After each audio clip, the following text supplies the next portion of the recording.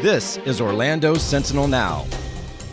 Hello, it's Tuesday, March 1st. Rich Pope here with Scott Maxwell, Richard Trabue, and Steve Lemon, and today we're going to talk about CPAC Orlando, the big conservative political convention that happened this weekend. We're also going to look at some anti-gay legislation being pushed around here in Florida, and then we're going to look at gas prices and the effect here in Florida since the invasion of Ukraine by Russia. All right, we're going to start here with Steve Lemon. So, Steve, CPAC happened this weekend. Some of the top brass from the Republican Party here, including Donald Trump. And what we found out, I think, pretty much obvious from the get-go is Donald Trump still has some big control over this party. Yeah, last year, the first CPAC in Orlando, after it moved from Maryland to escape COVID restrictions, was really like DeSantis' coming out party. He welcomed people to Florida, the freest state in the nation, very unusual at the time, and not having really any COVID restrictions. He was a big deal, the future star of the party. Now, he is basically the future star of the party, but like the emphasis on the future, because this event was really just Donald Trump all the time. DeSantis had a pretty early speaking slot on Thursday. Happened to be opposite Biden talking about Ukraine at the White House. Really didn't get much play on conservative networks, but pretty much everywhere you see, it was just Trump all the way. The merchandise, the people you talk to. Obviously, DeSantis has his fans, and you talk to people, they love DeSantis. But if you talk to people about should DeSantis run against Trump or run in 2024 instead of Trump, then you're really not hearing too many pro DeSantis should run in 24 voices. So DeSantis he's stuck in a bit of limbo here. Yeah, and with that limbo, I guess the Republican Party is in a bit of limbo as well. Yeah, Trump again sort of hinted that he'll run. He said we're going to do it again a third time because, of course, he falsely claimed that he won in 2020 because of fraud. That did not happen, of course. That is a complete lie from him. But yeah, Trump continues to just keep hinting this, and DeSantis, who basically has his operations all ready to go, he's up and raring to go the second he knows that Trump isn't going to be running in 24 to run for president. Really can't say anything or do anything. He's sort of stuck. He has Trump acolyte Roger Stone essentially threatened DeSantis, saying that if he doesn't say that he'll completely step aside in 24 if Trump runs, then Stone will run against him this year in the governor's race as a libertarian. And there's also bad blood right now, really much between Trump and DeSantis, over 24. Let's talk about the convention. Other key issues that took place. Topic of Ukraine could not be avoided for sure.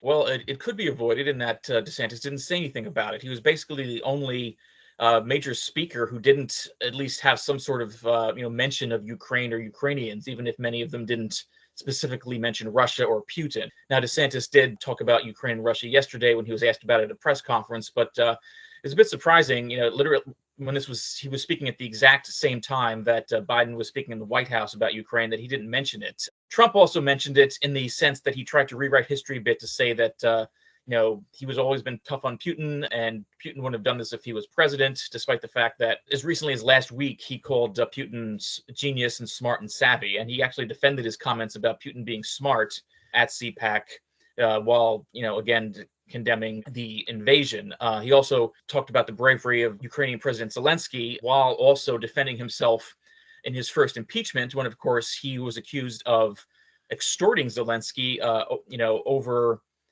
the Javelin missiles that have actually been very helpful to Ukraine in the past few days. Trump, famously in his what he calls perfect phone call, tried to ask Zelensky, could you do something for me, aka investigate Hunter Biden and Joe Biden, if you really wanted these Javelin missiles. Now Ukraine ended up getting the Javelin missiles anyway, mostly because the Congress approved it, and there's really nothing the Trump administration can do instead of, other than like hold it up. But they did get it anyway. Those missiles have been very helpful in the last few days.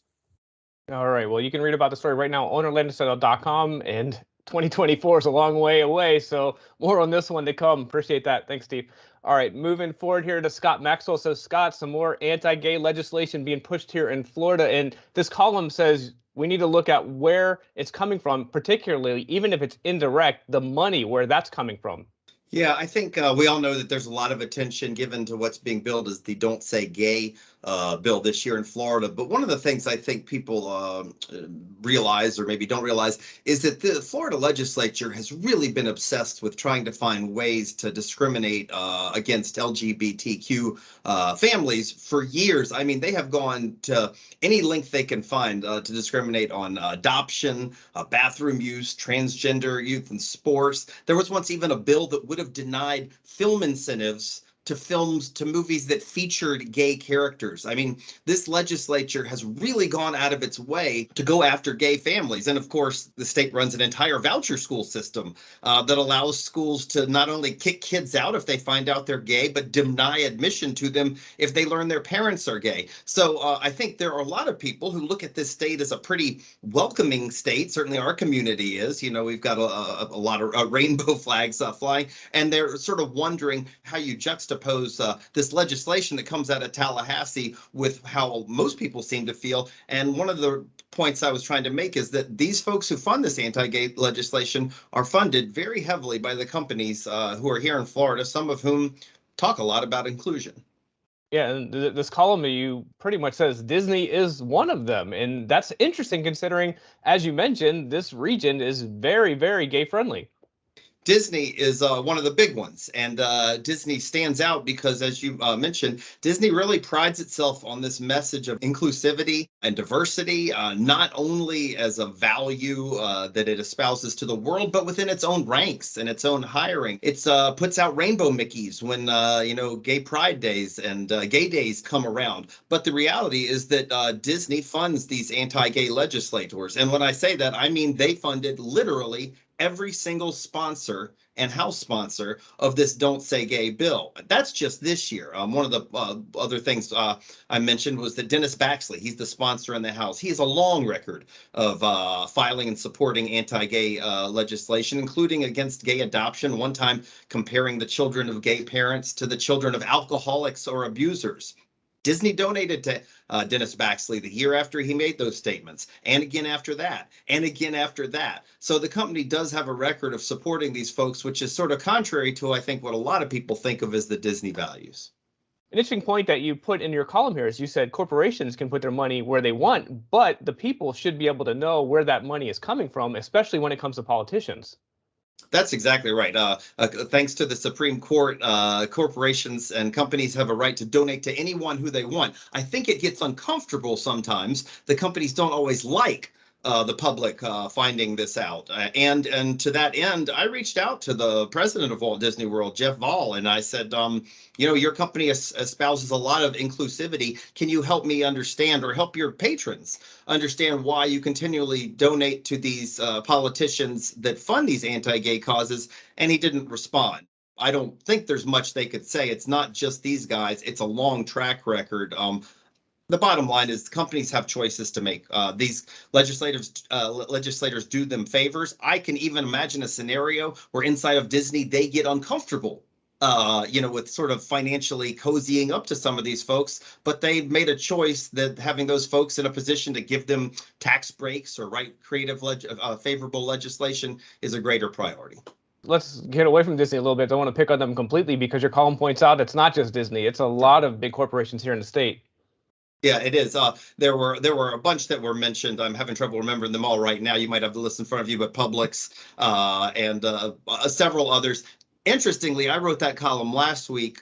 Yesterday, Equality Florida and a number of groups came out to say there are some companies who are really opposed to Don't Say Gay bills. However, they were mostly national companies. They were not the Disneys, the Publixes, the FPLs, the Universals. Comcast was another that has donated, who came out against this legislation. They were either national companies or they were very local companies. Like I saw an individual franchise of a Holiday Inn versus the corporate one. So yeah, there has not been a lot of big corporate pushback in Florida to Don't Say Gay. And the reason that's noticeable is because there has been in other states. When North Carolina made a lot of controversy over their bathroom bill, Duke Energy, for instance, took the lead and said, no, we're not going to have this kind of division in our state. And state leaders ended up backing off. We have not seen that here in Florida.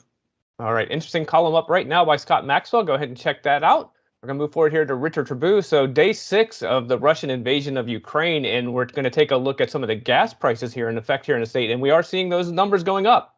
Yes, we are. And it is tied to the oil supply and the price of oil, which on Sunday, AAA does their weekly gas price update, and the state's average gas price rose to about $3.52 a gallon, which is up 4 cents. It's up about 12 cents over the month. And the real issue is are we going to be heading toward $4 gas? With a spring travel season, that gas prices are already going up. And now AAA is projecting that if the crude oil gas prices per barrel hover over $100 a barrel, which they are right now, then we could be seeing 15 to 30 cents higher than what we currently are. So that $4 gas is definitely an option. Yeah, it's interesting as we've seen sanctions being put on Russia and how quickly they've happened.